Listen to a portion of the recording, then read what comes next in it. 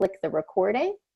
Okay, so we've started recording. Quick housekeeping for anyone who just joined. 3 things. Scroll to the top of your screen to get a menu that will change the size of the screen. You should be seeing a presentation that states how to run an hour of code and my name, Stefana Muller. Also, scroll to the top of the screen, click more to see the chat window. And if you could just say hi on the top, you can say hello, introduce yourself like Karen has. I definitely welcome your conversation in the chat. If you need to unmute yourself, last thing on the list is go up to the top and unmute yourself. There's a big button with a microphone. So you should be able to see that. Okay. So I really want to thank everyone for joining today. I do this every year. It's exciting. I'm wearing my "This is what a hacker looks like" t-shirt. So woohoo! I am Stefana Muller. I'm the founder of Long Island Women in Tech. And our organization has been around for a few years now, but I also work in tech. So Long Island Women in Tech isn't my day job. It's kind of my love on the side, right? But I am a vice president at a startup, and I do some coding on the side. I also run some fun sessions for kids, often using Hour of Code. So this is why I'm so passionate about it. Before we get started on the content today, I wanted to introduce you to Long Island Women in Tech. If in case you haven't, if you don't know who we are or what we've done, this is us. We are 400 plus women in tech around Long Island and globally. So there are women who join our group online all the time from various locations, and we welcome them. Our directors and myself focus on bringing events to people every month, at least once a month. Most of those events are in person for networking, mentoring, educational events, career support, community engagement, and making a safe space for you to try out new ideas. So that's kind of what we do and why we're around. This session today is part of our community engagement. We've actually done an hour of code for over 600 students over the past few years, and we want to continue that. And we want to continue that through you as well, because we're only a few of us, but there's a very large group of Long Island women in techies that can help us promote these sessions to the community. Okay, so let's actually get started because there's a lot of content here. We have about an hour. It is 11:10 a.m. Eastern, so we've got about an hour. Let's get this going. So what are we going to do today? This is, it's a session to teach you how to teach others. So I'm not going to go in and teach you what you're going to teach others, because that's something you can do on your own. It takes it takes about 30 minutes for you to really figure it out. All you need to know how to do is read and follow instructions. So that's great, and I will point you to that information shortly. But what I'm going to share with you today is how you can get started with Hour of Code so that you don't feel overwhelmed with this process and learning, and so you know what to expect when you walk into a classroom full of 25 kids and what to do with them. So that's what I hope to share with you today. I don't work for Hour of Code or code.org. I am just a volunteer, so just kind of put that out there. A lot of the materials that I'm sharing with you today have been put together by code.org, which is a not-for-profit that I am volunteering for. And I hope that you will volunteer for as well, based on this session. So what are we going to do? We're going to learn the basics first so that you can feel comfortable with the content. The second thing is we're going to schedule sessions. So I'll teach you how to do that and how to promote it and so on. Then we're going to prep for the session. Second to last, we're going to host the session, which is the big deal, right? And how we deal with those 25 kids who are screaming in the classroom. I am not an educator, so this was new to me. And then last but not least, I'll share with you some follow-up tools that I think is important when you run an Hour of Code session. So for those of us who are new to all of this, many of you on the phone are likely into coding, are students or educators, probably know the answers to all these questions. However, if there is even one of you who don't, I want to make sure to answer them. And you can use this information when you're getting to the classroom with the kids. So what is coding? What is Hour of Code? Why should people learn coding? What types of people code? And what courses should I take to be prepared? So this is really for you. The last question's for you. Everything else you can share with the students. So I'm not going to read from the screen. I'm more going to, this is slides that you'll be able to get access to and use for your own self. I'm definitely keeping this open, and you'll get the Google Docs so you can actually modify them as you see fit. When I walk into a classroom of students, I do start with what is coding, because a lot of kids don't even understand what that is. Many of them, you know, it's funny, over the past 3 years, it's changed significantly. The first year, no one knew what it was, and I had to explain pretty in depth. The second year, a little bit more. The third year, I walk into a classroom, everyone's like, yeah, she's back. You know, it's exciting. They know what's going on. So kids are really keen on understanding on how to be a programmer and whatnot. But just because one kid in the room understands doesn't mean the rest of them do. I like to use the example that coding is giving a computer instructions. So when the students walk in the room, I ask them, you know, what is coding? And the first person who tells me it's telling the computer what to do makes me excited, right? That's what I want them to understand. It's the language of computers. It's how you tell a computer what to do. And I ask them, why do we tell computers what to do? And the answer to that is that computers are not very smart, right? Computers are not smart without people telling them what to do. And, you know, obviously we're not going to get into the whole discussion of artificial intelligence and such, but I would like to just, you know, we could talk about computers becoming smart because algorithms are really smart. But the point is that we instruct in computers what to do. They don't have independent thought, except for that weirdo, that weird robot that we all saw recently that scares the crap out of all of us. Okay.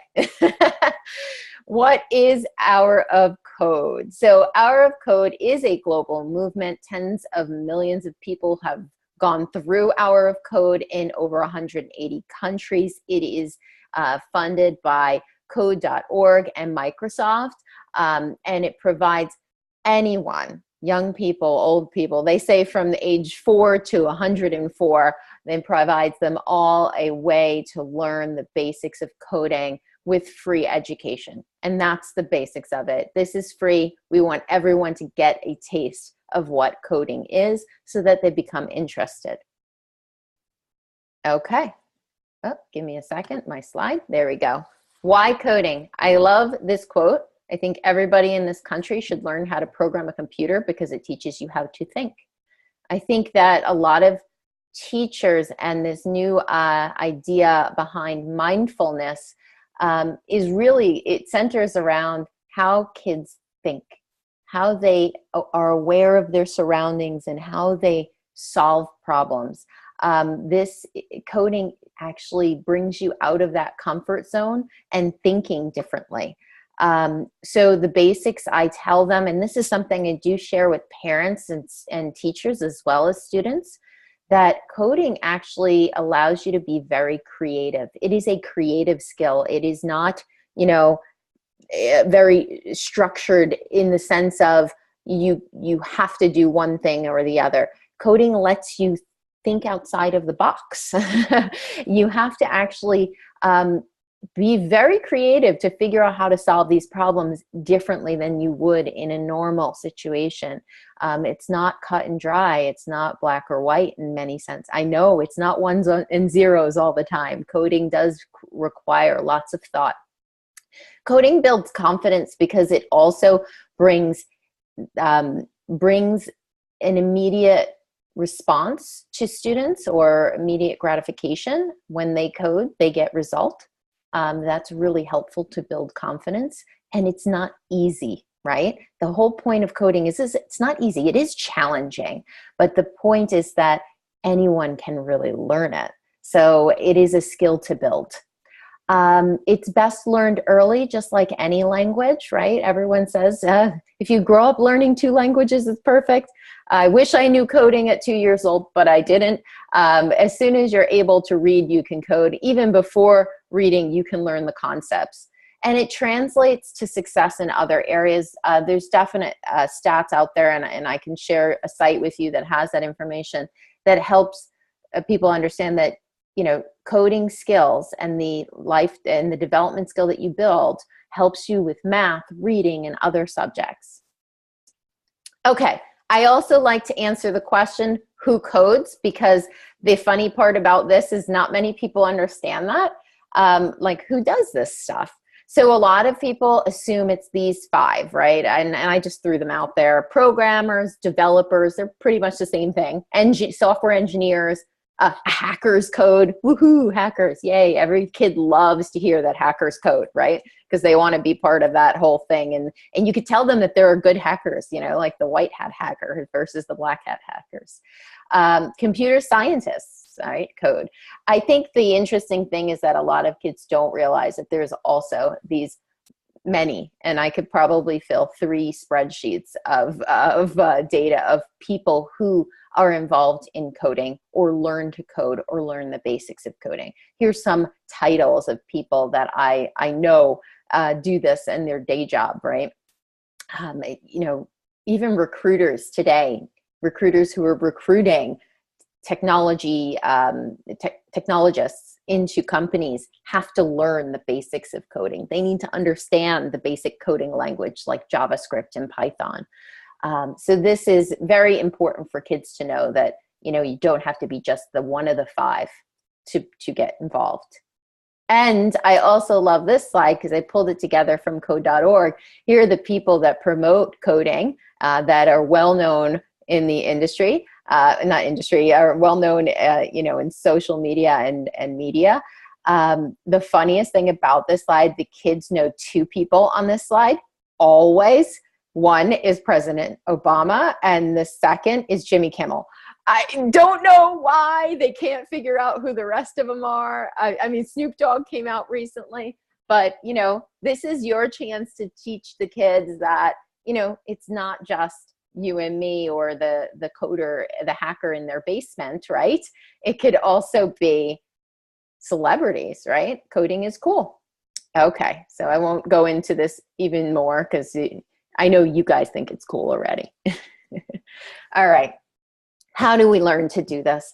This is really your action item after this course. Of course, I'm going to give you all these links. You don't have to screenshot it. I'm going to share it with you. First, you take the course yourself. It is based on a kid who's 6 years old can do this themselves. So don't worry, you can do it. I promise. It's not difficult. There are 2 that I recommend because I found them to be successful. After teaching 600 students, you figure out which ones are easier to manage with that large group of people. Minecraft and Star Wars are both the areas that I like the best because it gives, it's very straightforward, and there's a few challenges throughout the process. So learn it, fail at it a few times too, you know, do the things that the kids would do wrong so you know how to react and help them through that process. So that's your first step. That would take you 1 hour. I promise you, it's not a lot of work. It's actually quite interesting too because you learn some things. The coding that you're going to be doing is in Blockly, which is a visual programming language, right? So it is dragging and dropping blocks of code. So it's very simple for people to understand because it kind of puts blocks together like Legos. In addition to that, it's not only Blockly, but behind the scenes, it's JavaScript. So the kids who know JavaScript, because you might walk into a classroom when they, you know, that they already know JavaScript, you can turn these tutorials into plain JavaScript instead of Blockly. I like that because it helps the students stay in the same program, but stay at different levels in that program. Each program builds upon itself. So you'll be able to, show the students, the basics and then move forward. And they can pretty much run it on their own. If they read the instructions carefully, they'll figure it out. There are probably 2 or 3 times throughout the process of the hour that you're going to have to pause the class and say, hey, class, there is a challenge here that everyone seems to be having. Here's how we solve it. And then you go up to a whiteboard to solve it. Or if you do have a projector, you share your screen and show them. I like to bring my laptop, but most times in classrooms, in schools, they have a smart board that already is connected to the internet. So that helps. You don't have to use your own laptop. Okay. I also recommend before you get started and as you're learning, is to take one of the courses for teachers out on code.org. I gave the link here, but it's really simple to get to. I'm just going to go there.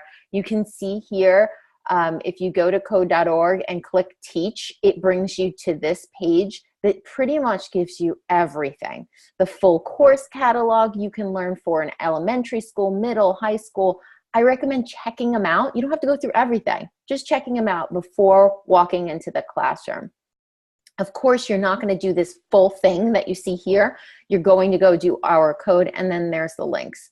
I know a lot of people like to go do Frozen. I'll be honest with you, I found it difficult to run in a large classroom. So that's just my opinion, but you can try it yourself. Don't shy away from trying something new.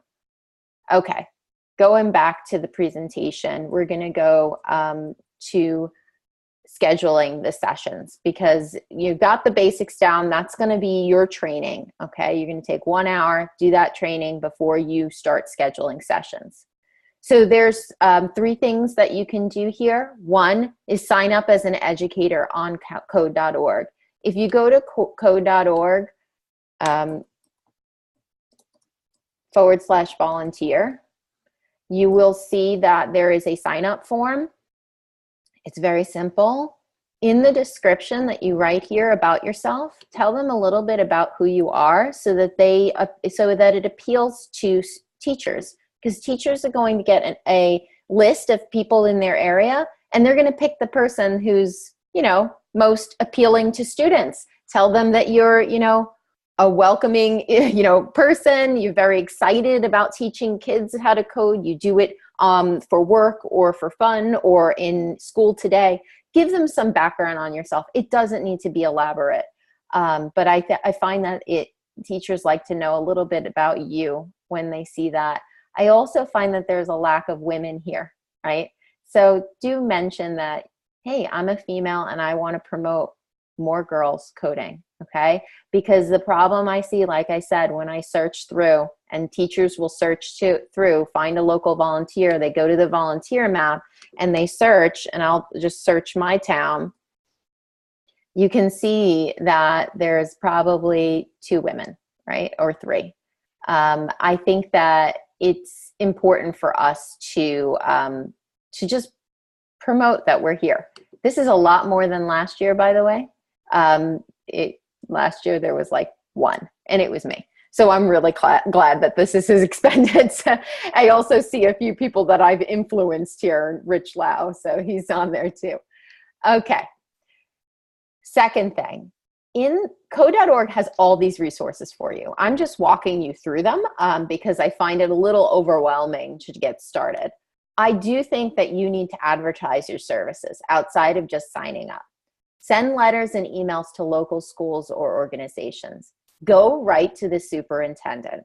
I have done it multiple times, and it's been completely successful. They're welcoming volunteers to come in for Computer Science Education Week, which is the first week of December, in case you were wondering. Now, sometimes schools go, hey, we're really busy in December. Can you do this another time? Of course you can. It does not have to be that week. It could be in January when nothing is happening at schools and libraries and they need people to come in.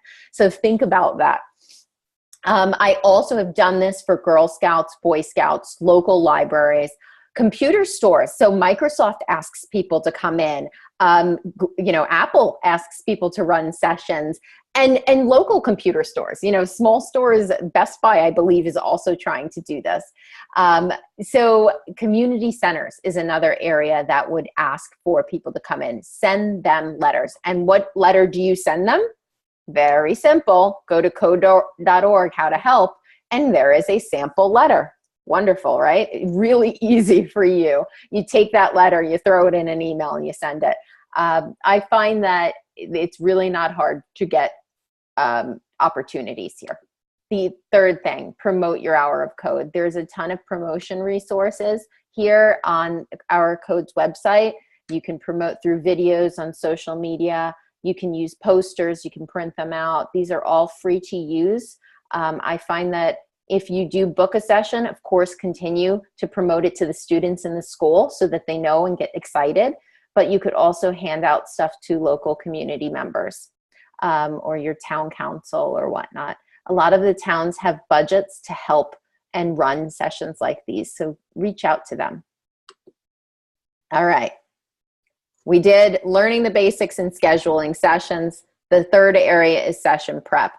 Oh, I'm sorry, guys. I just noticed that there was a question in the queue here from Margarita wondering if the background of this application is Scratch. It isn't. I believe it's a proprietary. They built it before Scratch was built. I have a feeling. I can't remember if Scratch was intertwined with Hour of Code, but it's very similar. So it is using Blockly, which is the coding language that Scratch uses. The same language. It's just a different tool. So yes, if you want to, you can run Hour of Code with Scratch. You do not need to use the sessions or the material that code.org offers. I do see that the code.org stuff works really well for that set hour. And that's why I always recommend to go there first before trying something new. But Scratch is another option. Okay, session prep. Let's go into session prep. I love this because it took me a long time to pull this together and a lot of trial and error, and now you can just grab it and use it. I have a one-pager that goes through session prep from agenda to the site requirements, like what computers are needed, and pre-work for the teachers, right? So because you're going to go into a school, for example, there's going to be a facilitator there that's outside of you. You're the teacher of the session, but you're not the facilitator. You don't own the students, if you would. Give some work back to them too, and they are happy to oblige. It's not very difficult. So let's start with the agenda. One, it's a 1 hour session. You're probably going to need an hour and a half. 15 minutes for setup, 15 minutes for breakdown, an hour in between. So just book that for yourself. Second, make sure you go through a 2-minute introduction on the what and why. Remember, I shared with you the what and why earlier. You can use that. I find that if we just have a conversation with the students in the room, I have them sit down on the floor and I say, so what's coding? You know, who does it? Why is it cool? All that fun stuff. And it gets them excited about what they're doing. After we do the what and why, I do a video. There is a 3-minute video or a 5-minute video. It gives them the basics of what they're going to do for the day. I really like it because it just does all the work for you. They're on the code.org website. Like I said, you don't really have to do much, right? You just play the video on the smart board, okay? If you don't have a smart board, you put every kid in front of a computer, put headphones on and let them listen, okay? And that's part of the site requirements, so we'll go on later. 40 minutes of coding. Yeah, we do have to take a few minutes off the top and the bottom because of setup and breakdown, but 40 minutes they're going to actually be coding. Students will work on their own or in pairs. I find if you get more than 3 students in a group, it's going to be a little overwhelming because one kid takes over and everyone else gets distracted. So try to keep it to 1 student per computer or 2. And there is about 16 levels in the course. Not everyone is going to finish, and that's okay. That's why the kids can go back home and go finish on their own. They don't have to finish. Some kids will finish, so just keep that in mind. So be prepared with another tutorial for them if they do finish early. 10 minutes of wrap up. I find that you probably need maybe 5 to 10 minutes to get kids back on the floor, sitting in a group and talking about what they learned, hand out certificates as they exit. We'll talk about those certificates in a second. Pre-work, that's part of the certificates. So let's understand that. Pre-work, teachers must print the student certificates prior to the course. This is what I send to the teachers that I'm going to teach for. I tell them, print all of these student certificates. If they don't have all the student names right then and there, they can print blank certificates, and it's available at that link. They can also send in a spreadsheet and print, individual certificates for each kid. That's up to them, but put that back on the teacher or the organization and facility so that you don't have to spend all that time printing.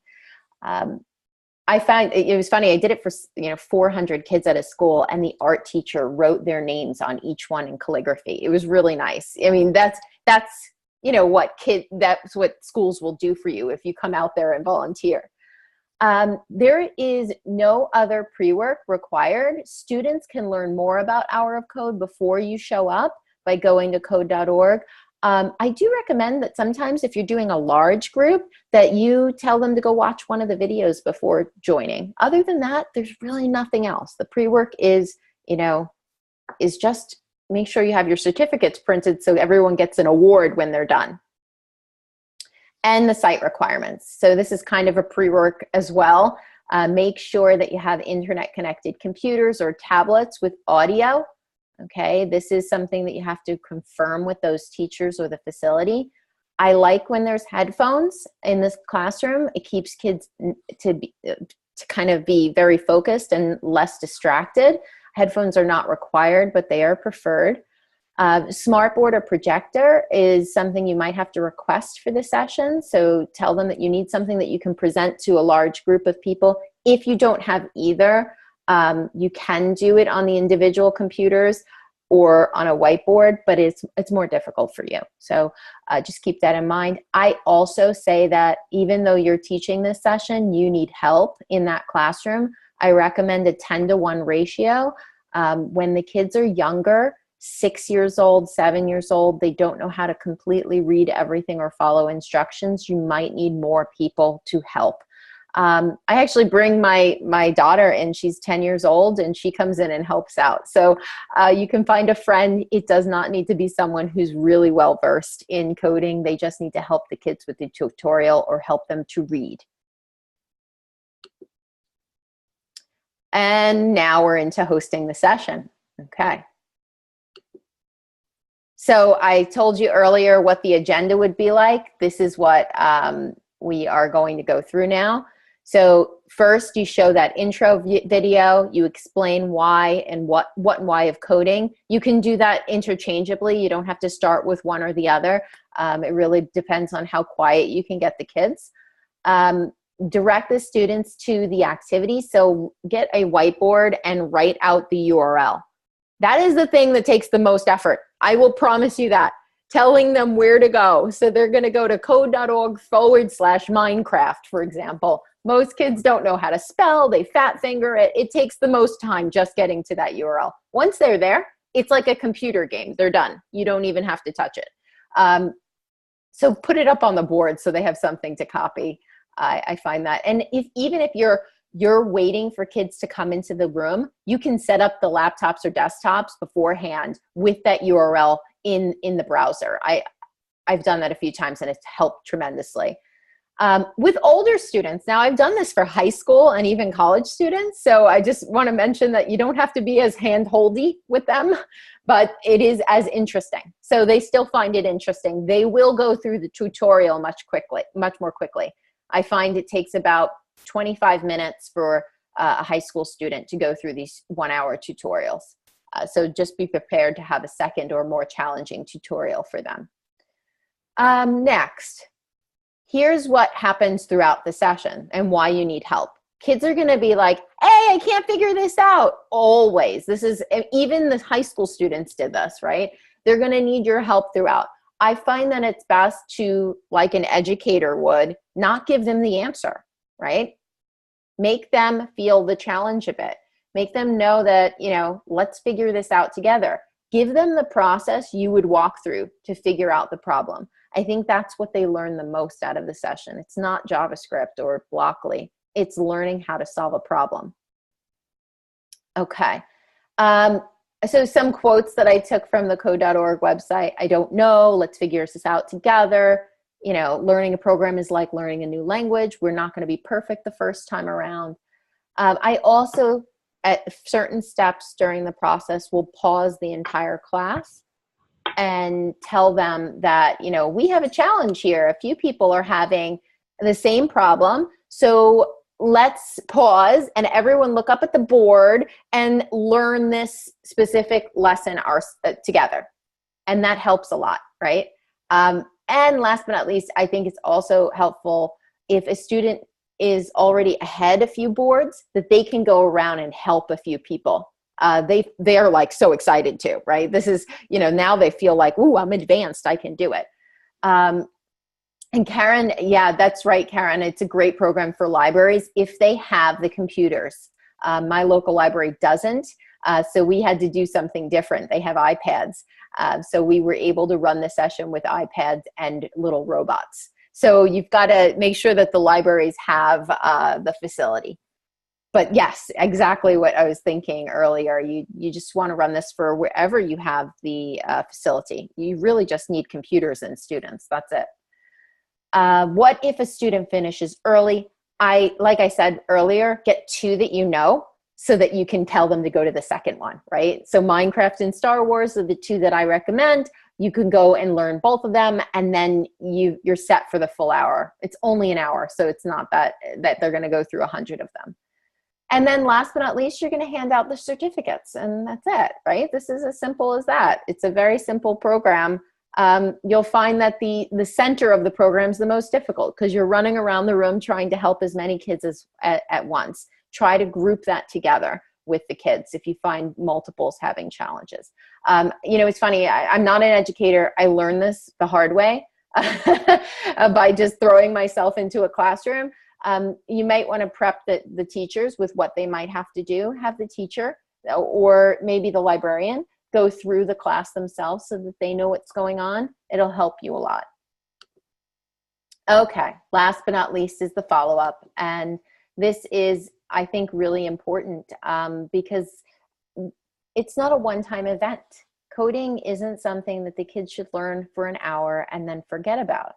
I had an opportunity to hand out really cool gifts to each kid that participated. And I worked for a company called CA Technologies there on Long Island, and they handed me 400 water bottles, right? And I gave out a water bottle to every kid and I think another toy.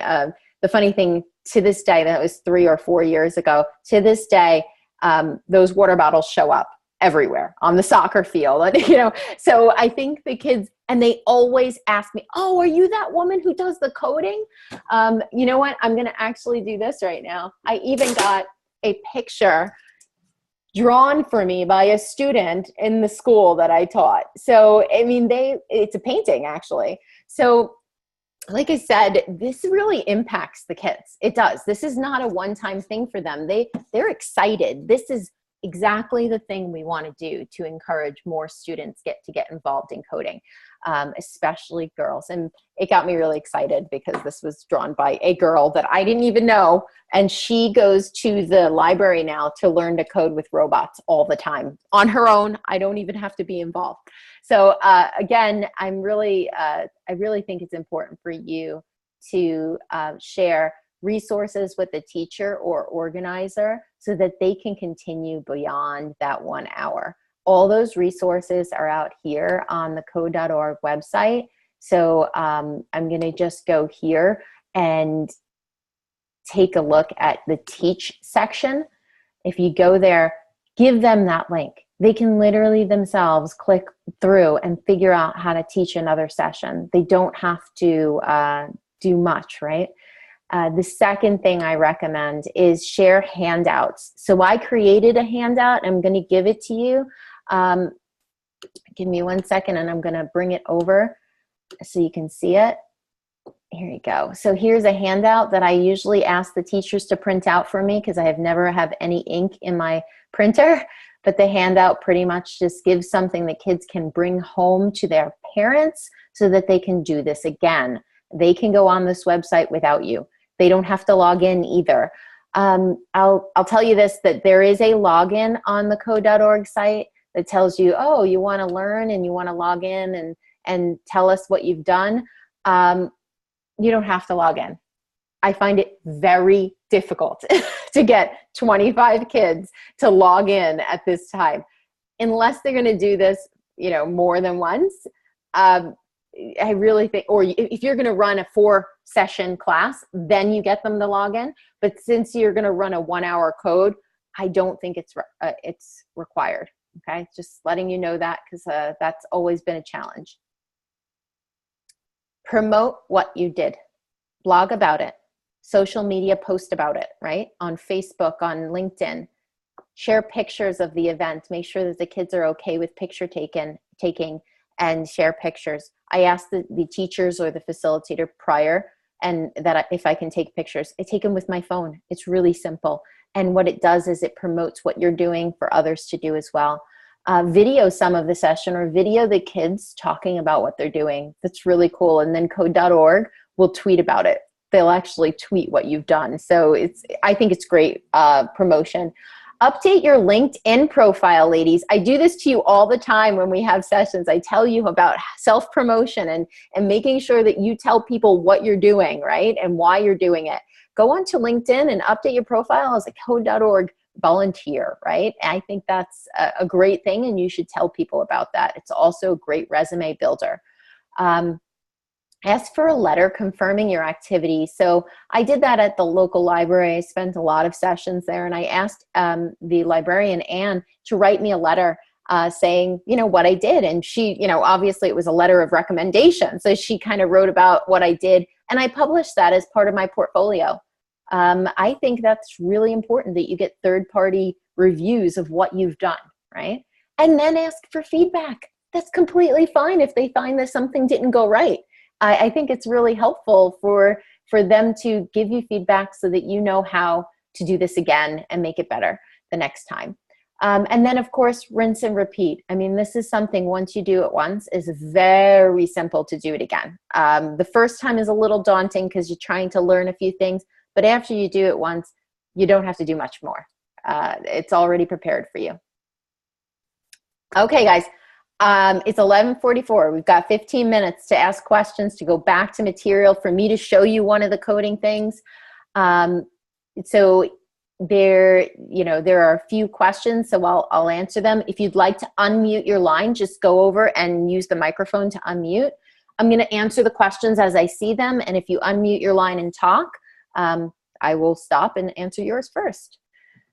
So the first question is, do you think code.org is a good place for grade school or high school students to begin, or is Khan Academy or something else? I found that for grade school and high school, okay, so let's focus on grade school. Grade school is completely fine. Up to like 5th or 6th grade, code.org is perfect. The kids get it. It takes an hour and it's simple, right? High school, code.org gets a little boring. So this is interesting, and thank you for bringing it up, Jean, but there is Code Combat, I think it's .com. Here you go. Okay, so Code Combat, though it can be run for younger students, I find for the older students, it's much more detailed. So if you're going to do the 7th, 8th, 9th, 10th, 11th, 12th grade, even, what do you call it, college, go to Code Combat and learn one of those. This is it's not for the faint of heart, though. I'm going to tell you, it's not easy the first time around. Unless you know some of this code, it's not going to be easy. But if you are coding in school right now, this is easy, right?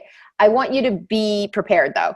So go and play the game yourself to know what the glitches are. I have done this for a local school district, Freeport.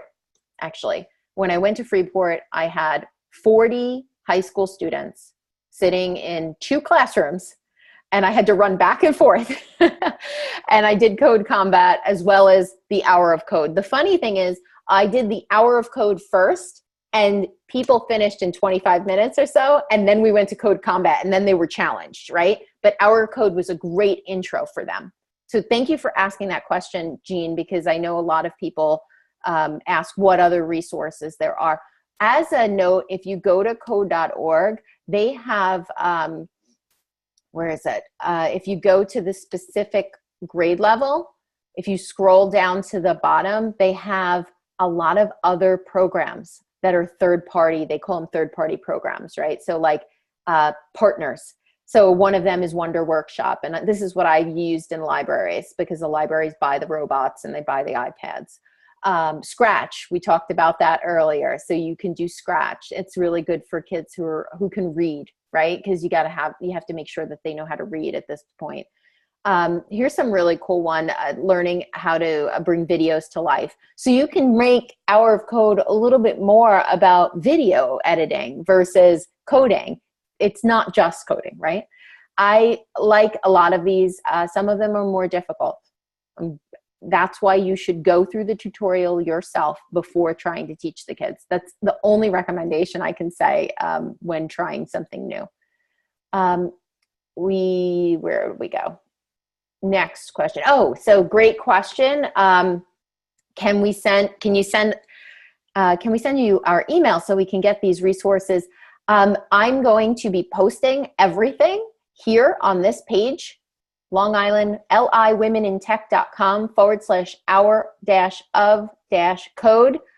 If you go there at this moment, you'll see that it is blank because Stefana has not posted it yet. But I will go and put all the material, including the recording of this session, out there. It will take me about 2 hours because I have actual work to do today. So just giving you a heads up to come back in about 2 hours to this page. It will have the presentation in edit mode so that you can go and edit this presentation should you want it. It will have that the Hour of Code printout for take home. It will have this other material item here, which is something I send to teachers. It's an abstract of the session so that they know what they need to prepare for. It will have all the links that I talked about earlier, so you don't have to go and try to find them. Thank you for the question, Margarita. Hey guys, on the phone, is anyone wanting to unmute and share some of their experience? I'll also answer this question while I'm waiting for all of you to jump right in. What program do you recommend for undergraduate students who are brand new to coding? Undergrads, Code Combat.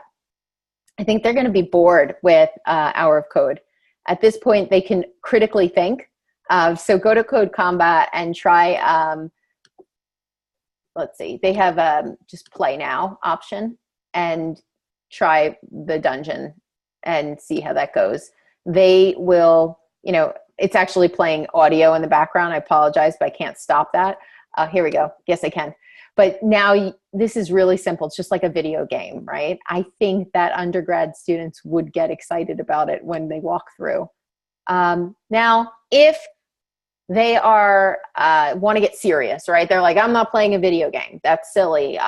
You can go to Codecademy. This is my recommendation, but there's many others, right? Google it. I swear to you, I have a whole list actually published on the Long Island Women in Tech website as well. But Codecademy gives free classes. So you can actually go to Codecademy and learn web development, or learn how to learn HTML, learn CSS, learn JavaScript. I've used this to learn Python. I find this to be more useful for more than an hour of code, right? This is not an hour. But when I went to learn Python myself, I went and did these intros and so on. You don't have to pay. There is an intensive class that provides additional resources and interactive lessons. They are locked, but everything else, like the basics, the intro to JavaScript and the control flow and stuff like that, you can get. Do you see how that works? Okay, more questions. Great. Oh, what to do with non-CS students? Code Combat. So CS students, I would say go to Codecademy, and non-CS students, I would say to go to Code Combat because it's a game and it makes it very easy to facilitate a 1 hour session. What else? we can conduct this hour code for kids in any country, not in the US. Yeah, absolutely. This is, I'm in the US and we're on Long Island, and I've only done it there. But if you go to code.org, you can run this anywhere, right? If you go to Teach, they actually have sessions in all different languages. So I believe you can change your language on, I don't know exactly where to go, but I'm sure you can find, I'd Google it, guys. Google it, and you can find the translation. You can go to Minecraft, and I know Minecraft was translated because I had a student who only knew Spanish in a class, and they changed their language on the screen. So she was able to go in and be part of the session and change her language easily. My name is Jens Bergen, but I'm better known as. So I wanted to mention, when you start these courses, each kid is going to go in and they're going to see a video. So that's why I say audio is important. You can tell the kids to cancel out of the video, but I think some of them are really helpful, especially because they're going to get some insight into the person who built the game. So it's fun. You can choose your character, and I believe there is at the bottom of the screen an ability to change your language. Okay. All right. I'm going to stop it now because it's going to actually hit music behind the scenes. So thank you so much for everyone who joined today. If there are other questions, don't hesitate to reach out to me directly, liwomenintech@gmail.com.